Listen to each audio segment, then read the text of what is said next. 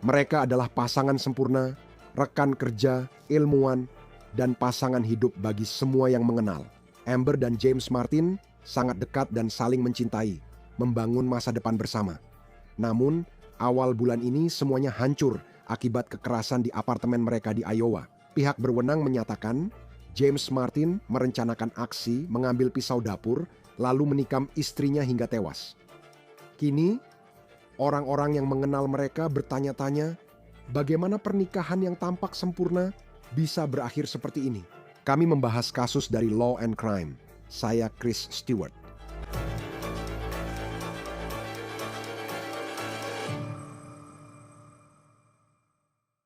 Dari luar, ini terlihat seperti pernikahan dan kemitraan yang sempurna.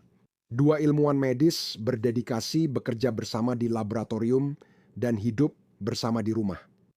Namun, jika kamu mengikuti kisah kejahatan nyata, kamu tahu penampilan luar seringkali menyesatkan. Dan dalam cerita ini, kita sedang membicarakan sepasang kekasih yang tampaknya memang seperti itu sekarang. Bagi rekan-rekan mereka, pasangan Martin adalah gambaran pasangan yang dekat dan penuh kasih sayang. Dia ceria dan baik hati, suaminya pendiam dan tertutup. Namun keduanya sangat cerdas dan punya pekerjaan bagus.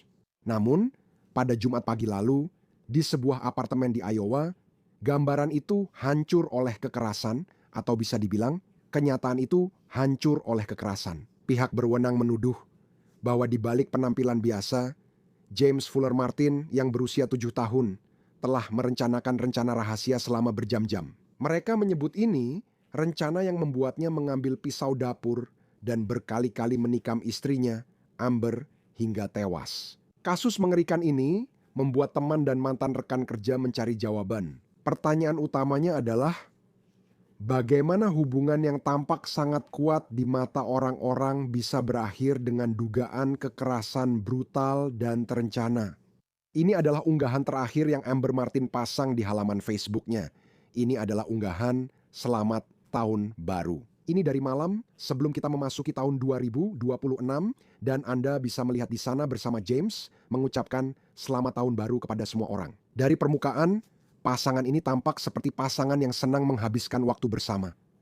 Dan masih ada begitu banyak pertanyaan tentang apa yang sebenarnya terjadi. Mesin 1 JCAF 1-4 segera respon alarm kebakaran. Jalan Street dan Jalan Brown bersilangan. Ambulans Johnson County JCAF-4 segera tanggapi kasus trauma tembus.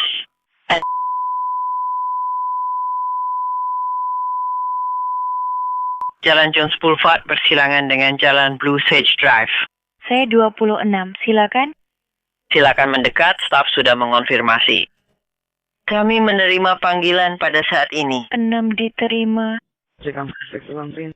Itu adalah panggilan pertama yang disiarkan petugas tanggap darurat lewat Broadcastify untuk kasus trauma tembus. Petugas tanggap darurat tiba di rumah pasangan itu sekitar pukul 6:30 pagi, Jumat 16 Januari setelah menerima panggilan. Temuan mereka tercantum dalam pengaduan pidana. Kami menemukan Amber Martin, ilmuwan menjanjikan sekaligus istri ini, menderita beberapa luka tusuk. Dia meninggal di tempat kejadian. Suaminya, James, langsung ditahan di sana. Menurut pengaduan, apa yang diduga dia katakan kepada polisi saat itu akan menjadi bagian penting dalam kasus penuntutan terhadapnya. James ditahan di penjara Johnson County, Iowa, atas dakwaan pembunuhan tingkat pertama. Pengaduan pidana menegaskan tuduhan bahwa ini bukan kejahatan karena emosi sesaat atau spontan. Pihak berwenang yakin ini tindakan sengaja dan direncanakan beberapa jam sebelum fajar. Saya sudah sebutkan dugaan ucapan James Martin ke polisi di lokasi yang jadi bagian penting kasus penuntutan. Pengaduan pidana memuat dugaan pengakuan Martin kepada polisi yang menjadi inti kasus ini. Pengaduan tersebut menyatakan bahwa terdakwa dikutip memiliki niat jahat sebelumnya, dengan sengaja, secara sadar, dan dengan perencanaan membunuh korban. Saya ingin menunjukkan bagian penting dari narasi ini. Berikut bunyinya, kutipan. Dalam beberapa jam sebelum terdakwa membunuh korban, Terdakwa merencanakan untuk membunuh korban. Terdakwa mengambil pisau dapur dan mengejutkan korban saat dia keluar dari ruangan lain lalu menikamnya berulang kali. Terdakwa ditahan di tempat kejadian dan mengakui telah menikam korban. Kini muncul banyak pertanyaan lebih mendalam daripada yang tampak di permukaan narasi ini. Dalam pengaduan pidana ini disebutkan bahwa bukti-bukti sesuai dengan pengamatan saksi, meskipun tidak ada informasi lebih lanjut tentang kesaksian saksi tertentu. Siapa lagi yang ada di apartemen ini ketika semua ini diduga terjadi? Apa yang mendorong suami ini sampai diduga membunuh istrinya? Apa yang ada di balik rencana yang berlangsung selama berjam-jam ini? Sudah berapa lama dia merencanakan hal ini? Diduga menurut penegak hukum. Itu pertanyaan yang masih kami cari jawabannya saat ini, di luar tuduhan dan dokumen hukum. Ini adalah kisah tentang seorang wanita yang sangat dihormati di bidangnya dan dia sangat dicintai oleh orang-orang yang bekerja dengannya. Amber Nicole Martin adalah ilmuwan berdedikasi hingga akhir hayat. Dia adalah supervisor ilmuwan laboratorium medis mikrobiologi di University of Iowa Healthcare. Posisi yang baru ia mulai sejak September. Dia dan James telah bepergian dari Illinois, tempat tinggal mereka, untuk mengambil pekerjaan besar di Iowa. Atasan Amber mengatakan kepada majalah People bahwa Amber adalah pemimpin hebat yang cepat beradaptasi dengan tim kami dalam detail yang menyentuh hati. Rekan kerja itu mengingat bahwa hanya seminggu sebelumnya, dia telah mengatakan kepada Amber bahwa dia bisa melihat Amber mengambil alih pekerjaannya suatu hari nanti. Dan sebagai tanggapan, Amber berbalik di ambang pintu dan memberikan tanda hati dengan tangan. Namun sebelum pindah ke Iowa, Amber dan suaminya, James. Mereka bekerja di Quincy Medical Group, Illinois. Dia koordinator mikrobiologi dan suaminya koordinator hematologi. Jadi, mereka adalah orang-orang yang tampaknya sangat pintar, yang memiliki pekerjaan yang sangat baik dan dihormati saat ini. Kebaikan dan dedikasi Amber telah diakui sejak beberapa tahun yang lalu.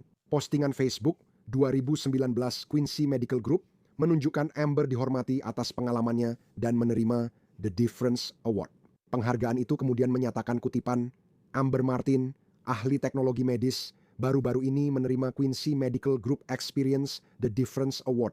Penerima penghargaan ini menerapkan misi, visi, dan nilai QMG, serta selalu memberi lebih untuk pasien dan rekan kerja. Wanita yang mencalonkan Amber menyebutnya salah satu jiwa terbaik yang pernah dia kenal dan membagikan bahwa itulah dirinya serta cara dia berinteraksi.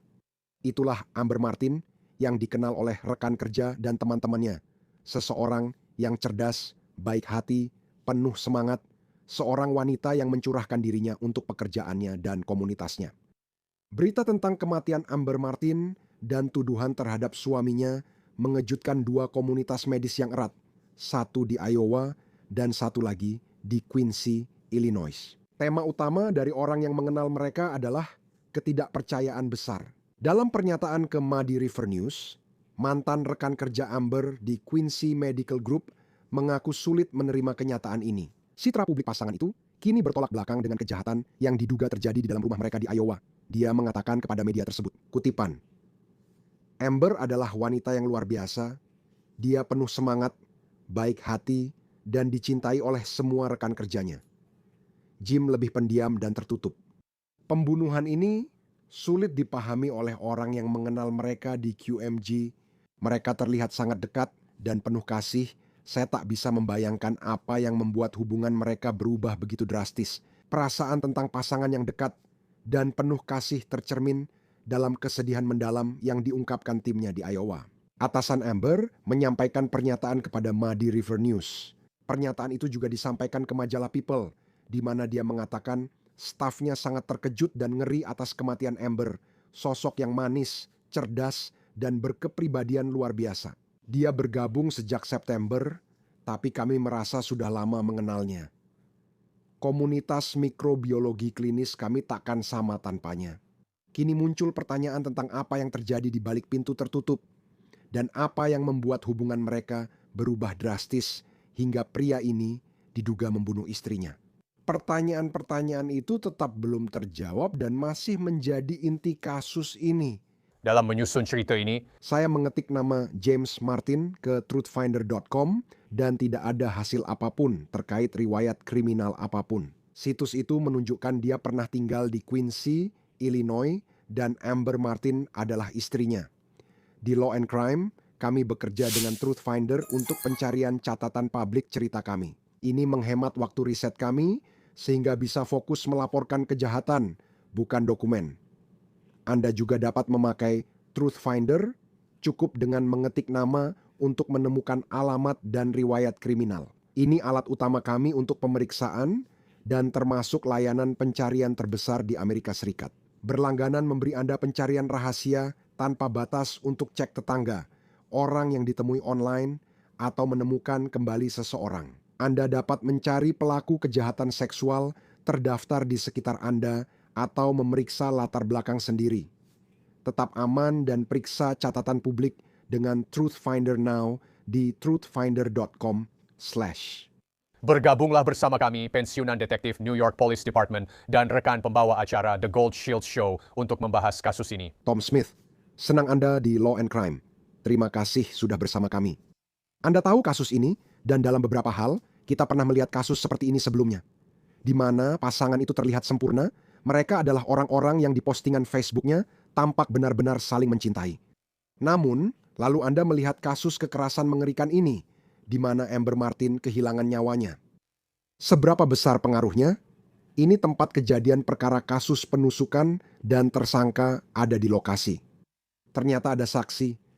Pentingkah menelusuri latar belakang pasangan ini dan apa yang mungkin salah? Seberapa besar pengaruhnya dan apakah itu penting saat membangun kasus? Sebenarnya itu tidak terlalu penting. Sebagai detektif, Anda fokus pada fakta, bukti, pelaku, lalu menangkap mereka. Ya, tapi Anda ingin karena akan ada persidangan atau proses peradilan pidana yang terjadi, Anda ingin bukti-bukti dan latar belakang dari apa yang terjadi. Sejauh menyangkut motif, karena itu membuat kasusnya jadi lebih kuat. Jadi Anda akan memeriksa latar belakang mereka. Anda akan melakukan banyak wawancara dengan anggota keluarga, teman, rekan kerja, siapapun yang pernah berhubungan dengan mereka untuk mendapatkan gambaran tentang apa yang terjadi dalam kehidupan mereka. Dalam kasus ini, mengejutkan karena Anda melihat pasangan yang tampaknya sangat bahagia. Anda juga mendengar hal itu dari teman dan rekan kerja. Mereka sangat terkejut hal ini bisa terjadi. Sementara dalam dokumen polisi disebutkan James Martin diduga berencana membunuh Amber Martin. Beberapa jam sebelum kematiannya disebutkan ada rencana. Polisi menilai ini bukan tindakan spontan. Sekarang sudah ada. Ini umum karena kita tidak tahu apa saja yang termasuk dalam perencanaan. Namun saat Anda mendengar kata jam, itu bukan berarti sudah direncanakan berbulan, minggu, atau hari. Tapi mereka menyebut jam. Menurut Anda, apa artinya? Itu direncanakan, tapi secara spontan, bukan seperti yang Anda jelaskan tadi, bukan direncanakan dalam jangka waktu yang lama. Mereka mungkin sampai pada kesimpulan itu dari hasil pencarian Google atau pencarian online. Kita sudah sering melihatnya dan pernah menangani kasus bersama Chris soal pencarian Google tentang cara membersihkan tempat kejadian perkara. Kamu tahu apa akibat luka tusukan apapun itu? Itu mungkin yang membuat para detektif menyimpulkan bahwa ini direncanakan tapi tidak dalam jangka waktu yang lama. Beberapa jam sebelum kejadian, penangkapan atau pemanggilan penegak hukum terjadi di apartemen ini di Iowa dan Johnson County. Sekitar pukul 6.30 pagi, cukup pagi. Kalau kamu pikirkan jam-jam sebelumnya, apa yang terjadi semalaman? Kita tidak punya banyak hal selain garis waktu informasi, tapi ketika kamu mendengar, kamu tahu itu adalah waktu kejadian yang diduga terjadi. Apa yang itu katakan padamu? Ya, nah, sekali lagi, kamu ingin melihat apa yang terjadi malam sebelumnya. Itu akan menarik untuk mengetahui apa yang terjadi malam sebelumnya. Apakah ada pertengkaran, sesuatu di tempat kerja, atau apapun itu. Ya, tapi kemudian seperti yang saya katakan, kemungkinan pencarian Google yang terjadi di ponselnya atau di komputer mungkin terjadi pada jam-jam malam hari. Dan itulah mengapa mereka sampai pada kesimpulan tentang kapan hal ini mungkin direncanakan dan kemudian dilanjutkan hingga benar-benar melakukan kejahatan tersebut. Karena kemudian bagian lain saat Anda membaca pengaduan pidana, Dan terkadang ini sangat rinci pada tahap penyelidikan ini. Di lain waktu kita hanya mendapatkan sedikit demi sedikit informasi. Tapi diduga ada seorang saksi dan saat ini belum diketahui siapa saksi itu. Tapi dalam kasus domestik seperti ini, apa saja kategori saksi yang mungkin menurut pengalaman Anda ketika Anda pernah menemui seorang saksi untuk sesuatu yang telah terjadi? Dari yang kami pahami, di dalam sebuah apartemen dan ada orang ketiga yang diduga berada di sana. Siapa saja yang bisa terlibat dalam kasus seperti ini? Menarik, mereka udah hanya menyebut saksi, bukan saksi mata. Jadi bisa saja itu orang dari apartemen lain yang mendengar pertengkaran, yang mendengar ancaman, yang mendengar perkelahian sebenarnya, dan pembunuhan itu. Ya, kita tidak tahu apakah korban ini berteriak atau menjerit atau menjatuhkan sesuatu di apartemennya. Itu memicu seseorang untuk mendengarkan atau memperhatikan apa yang sedang terjadi. Ya, sekarang saja itu bisa berupa saksi, panggilan telepon, atau pesan teks yang dikirim korban sebelum kejadian. Ya, kamu tahu, saat dia marah, dia bisa membunuhku. Kami pernah melihat kasus seperti itu, jadi itu bisa jadi berbagai jenis saksi. Namun, seperti saya bilang, menariknya mereka hanya menyebut saksi, bukan saksi mata pembunuhan. Ya, kita akan lihat apa yang muncul dari publik. Mungkin sudut pandang kita dari luar penyelidikan ini kurang adil. Menurutmu bagaimana? Dipanggil ke lokasi, suaminya sudah ada di sana. Kasus ini sebenarnya jelas dan pelakunya sudah diketahui. Tapi saat penyelidikan dan pembuktian di pengadilan, prosesnya jauh lebih kompleks. Seperti yang Anda tahu, apa saja tantangan, mungkin juga kekurangan dalam kasus seperti ini, di mana di permukaan kasusnya terlihat sudah jelas dan bukan kasus yang penuh misteri. Apa saja hal yang harus Anda lakukan saat melakukan penyelidikan? Untuk memastikan bahwa Anda menemukan setiap informasi yang dibutuhkan yang bisa digunakan jaksa untuk mendapatkan vonis bersalah. Benar sekali, Anda baru saja mengatakannya. Anda harus mulai mempersiapkan persidangan. Begitu masuk apartemen, sebelum melakukan apapun, Anda mulai menyiapkan persidangan. Yang berarti bagaimana Anda mengambil pernyataan darinya, memastikan peringatan Miranda diberikan, pengumpulan barang bukti untuk memastikan semuanya murni dan baik, serta pemindahan barang bukti dari satu tempat ke tempat lain. Surat perintah penggeledahan harus diambil.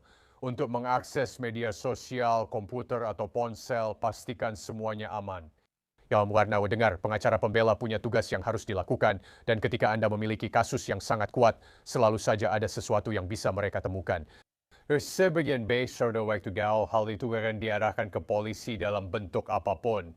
Malawa kesalahan dan mau ke prosedur atau salah menangani bukti. Ya, begitu tiba di lokasi kejadian, kamu harus mulai bersiap untuk persidangan. Dan semoga saja mereka sudah melakukan semua itu dan semua aspek sudah tercakup. Dan seperti yang baru saja kamu katakan, sekarang ini sudah pasti menang. Ketika membahas latar belakang pasangan ini, mereka pindah ke bagian Iowa ini, saya rasa dalam 5 bulan terakhir atau sekitar itu dari Illinois. Sekali lagi, orang-orang merasa bahwa mereka adalah pasangan yang sangat dekat dan penuh kasih. Seberapa sering pasangan yang tampak sempurna, namun sebenarnya tidak, terlibat dalam kasus kekerasan rumah tangga yang pernah Anda selidiki selama karier Anda, berbeda dengan kasus yang saya tahu. Kita sudah bahas yang lain. Saat melihat catatan kriminal seseorang, Anda mungkin bertanya, kenapa hubungannya tetap berjalan? Seberapa sering kasus itu tiba-tiba muncul? Sering, maksud saya, Anda cukup sering melihatnya karena apa yang Anda lihat di depan umum atau di pesta atau apapun itu belum tentu sama dengan apa yang terjadi di balik pintu tertutup atau di rumah seseorang dan Anda tidak tahu. Anda mungkin tahu orangnya tapi tidak tahu apa yang terjadi dalam pernikahan atau hubungan mereka. Seringkali kita sudah membahas kasus seperti ini. Pasangan yang terlihat sempurna namun salah satu bermasalah dan akhirnya berujung tragedi seperti ini. Ya, dan James Martin, seseorang yang ketika kami cari informasinya tidak ada riwayat kriminal, kami tidak bisa menemukan riwayat kriminal apapun tentang dia. Jadi kamu tidak tahu seberapa sering dia berurusan dengan penegak hukum. Ketika kamu menginterogasi seseorang, seorang tersangka dalam kasus seperti ini untuk kejahatan yang sangat serius, di mana jika terbukti bersalah, dia bisa dipenjara seumur hidup. Bagaimana cara menginterogasi orang yang mungkin baru pertama kali dan terakhir kali berbicara dengan polisi dalam pengalaman seperti ini? Dibandingkan dengan orang yang mungkin pernah dipenjara dan sudah diinterogasi serta berbicara dengan polisi. Bagaimana pendekatannya berbeda dengan orang yang tampaknya belum pernah berbicara dengan polisi, bahkan mungkin seumur hidup? Ya, pendekatannya sangat berbeda. Dan kamu tahu sebagai detektif menurut kami, kamu memanfaatkannya. Kamu tahu kamu melakukan semuanya dengan benar dan kamu memberitahu dia tentang hak-haknya. Tapi kalau dia mau bicara denganmu, kamu manfaatkan ketidaktahuannya dalam berurusan dengan penegak hukum. Dan kamu mengkategorikan serta menyusun pertanyaan dengan cara tertentu sehingga mengarah pada pengakuan yang kamu inginkan, kamu tahu, dan memperjelas apa yang sebenarnya terjadi. Bahkan mundur ke awal malam atau hari sebelumnya, semua yang menuju kejadian ini. Ya, kamu pasti ingin memanfaatkan ketidaktahuan orang saat menghadapi interogasi seperti ini. Dia mengaku melakukan penusukan ini setelah dibacakan hak-haknya di tempat kejadian. Kamu tahu, kembali lagi ke kasus ini yang sepertinya bukan kasus misteri siapa pelakunya. Setelah mendapatkan pengakuan, kamu tetap mengumpulkan bukti forensik di tempat kejadian dan mencoba menyusun apa yang sebenarnya terjadi. Tapi saya rasa, seberapa besar kasus yang kamu bangun itu didasarkan pada fakta bahwa kamu sudah punya orang yang kamu yakini sebagai pelakunya. Orang itu memberitahumu setelah hak-haknya dibacakan bahwa dia memang melakukan kejahatan ini. Oh, itu adalah penyelidikan yang sempurna. Itu yang selalu kamu inginkan. Kamu selalu ingin si pelaku di tempat kejadian mengangkat tangan bilang, saya yang melakukannya. Itu memang bagus. Tapi kamu tidak bisa memanfaatkannya atau menganggapnya pasti, lalu mengabaikan hal lain. Kamu tetap harus mengikuti prosedur dan daftar periksa saat melakukan penyelidikan. Hingga untuk memastikan tidak ada masalah di pengadilan dan tidak ada hal teknis yang salah sehingga dia dibebaskan atau sesuatu dibatalkan selama persidangan, baik itu soal bukti maupun pernyataan. Jadi kamu tetap harus memastikan semua informasi kamu sudah tepat sasaran. Melihat apa yang kita tahu tentang kejadian di apartemen ini, kamu memilikinya. Mereka percaya dia merencanakan ini berjam-jam sebelum kejadian dan juga memperhatikan cara mereka menyampaikan hal itu. Di mana mereka menuduhnya menyergap istrinya dengan pisau saat dia keluar dari sebuah ruangan dan membuatnya lengah. Berbeda dengan ini sebagai keributan rumah tangga, lalu seseorang dalam panasnya emosi langsung mengambil pisau. Bukan berarti itu akan lebih baik, tapi maksudku jenis penjahat seperti apa yang melakukan ini. Kau tahu? Maksudku ketika kau memikirkannya, tidak pernah ada alasan, tidak pernah ada pembenaran mengapa hal itu terjadi. Namun seseorang yang tak hanya merencanakan, tapi juga menguntit istrinya selama bertahun-tahun, lalu menyergapnya dengan pisau. Saat itu, Itu sangat brutal, tindakan monster karena penusukan itu sangat dekat dan pribadi. Karena kamu tahu sebagian besar waktu kecuali jika kamu menusuk langsung ke jantung, itu adalah kematian yang menyiksa karena banyak luka tusukan tidak langsung mematikan pada awalnya. Semakin lama terjadi, semakin besar siksaan yang dialami orang ini. Dan ini adalah tindakan jahat dan ini bersifat pribadi. Penuh amarah sebagian besar waktu ketika kamu berurusan dengan penusukan dan ini tidak berbeda. Bersembunyi dan menunggu dia masuk ruangan, lalu menyergapnya seperti yang kamu bilang adalah kejahatan tingkat lain. Memang begitu. itu salah satu hal yang tak pernah bisa kupahami. Ketika seseorang yang tak terduga ternyata punya rencana jahat di balik semuanya, itu membuatmu bertanya-tanya tentang hal penting. Meski mungkin tak perlu untuk membuktikan motifnya. Mengapa hal seperti ini bisa terjadi? Dan jelaskan kepada kami prosesnya, karena kita tahu apa itu motif. Dan kita tahu pada akhirnya, begitu polisi berkata, oke, kami percaya bahwa ini memang terjadi. Mungkin mereka punya utang, kita tidak tahu situasi keuangan, hubungan, atau aktivitas mereka di internet. Apa momen spesifiknya? Batas apa yang harus dicapai dan di mana? Mungkin mereka punya utang, tapi itu bukan alasan dia bertindak begitu. Mungkin itu soal lain, seperti batas apa yang harus dicapai, di mana kamu berkata, seperti kamu, dan tim detektif yang menangani kasus ini, dengan mengatakan, ya kami percaya inilah motifnya, inilah sesuatu yang menyebabkan ini terjadi. Hal menarik tentang ini, Chris, dan kasus lain yang saya tangani mungkin bukan satu hal, tapi kumpulan hal yang menumpuk padanya. Kamu baru saja menyebutkan beberapa kemungkinan. Masalah keuangan mereka, hubungan pribadi mereka, Apakah ada sesuatu yang terjadi? Kamu tahu di balik layar, apakah ada sesuatu yang terjadi di tempat kerja yang memicu ini? Maksudku, kamu benar-benar bisa punya daftar motif dan semuanya punya arti masing-masing. Ya, tapi begitu kau menemukan satu, kau tidak akan berhenti. Kau akan langsung mencatatnya dan memperhatikannya. Tapi kamu akan terus mencari. Karena biasanya ada lebih dari satu faktor dan aku yakin itu juga berlaku di kasus ini. Salah satunya, seperti yang kupikirkan, hanya dengan melihat ini. Mereka baru pindah ke Iowa dari Illinois, jadi bukan pindahan lintas negara. Tapi mereka meninggalkan satu kehidupan di belakang, memulai yang baru di dekat tempat Universitas Iowa berada. Maksudku, dalam beberapa kasus, bisakah itu menjadi sesuatu yang di permukaan sekecil itu perubahan besar dalam hidup, tapi tidak terduga bisa terkait pembunuhan.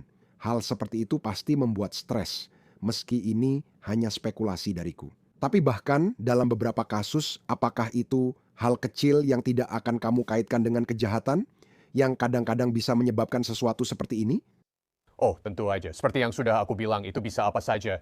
Seringkali hal kecil yang membuat kita heran dan berkata, wah, itu yang membuat dia membunuh istrinya. Kita tidak tahu. Ya, dan kita juga harus memeriksa latar belakang mentalnya. Apakah sebelumnya pernah ada terapi atau kejadian lain di tingkat itu yang perlu mereka telusuri juga? Bahkan pemicu kecil bisa memulai semua ini. Saat kita menutup, kita kembali ke bagian pasangan sempurna dari semuanya. Ini terdengar seperti episode Deadline yang klise. Sering kita lihat di kisah kejahatan nyata. Pasangan tampak sempurna dan kita juga bersalah akan hal itu di sini. Biasanya seberapa cepat kasus seperti ini? Mereka pasangan sempurna, tapi setelah beberapa pertanyaan, ternyata tak semulus dugaan kita. Oh, tidak diragukan lagi. Dan seperti yang saya katakan, begitu kamu mulai melakukan wawancara, begitu kamu mulai melihat latar belakang, terutama wawancara-wawancara itu akan mengungkapkan hal ini. Tentang bagaimana mereka sebenarnya di balik layar dan mungkin satu atau dua orang akan muncul di wawancara ini. Mereka tidak akan terkejut karena hal seperti ini bisa terjadi. Ya, dan ini benar-benar cerita yang menyedihkan. Wanita ini, Amber Martin, yang punya karier cemerlang di bidang sains dan tampaknya sangat sukses, serta dicintai oleh banyak orang. Dan sekarang ada suaminya yang tampaknya adalah pasangan yang hebat. Tapi tentu saja dengan tuduhan yang diarahkan kepadanya, ternyata tidak seperti itu. Kita akan lihat apa yang terjadi selanjutnya. Tom Smith, pensiunan detektif New York Police Department, dan rekan pembawa acara Gold Shield. Terima kasih telah bersama kami di Law and Crime. Selalu menjadi kehormatan, Chris. Terima kasih banyak. James Martin belum mengajukan pembelaan atas tuduhan bahwa dia diduga membunuh istrinya. Itu saja untuk On the Case dari Law and Crime. Berlangganan di YouTube, Spotify, dan tonton episode di Peacock. Saya Chris Stewart. Sampai jumpa.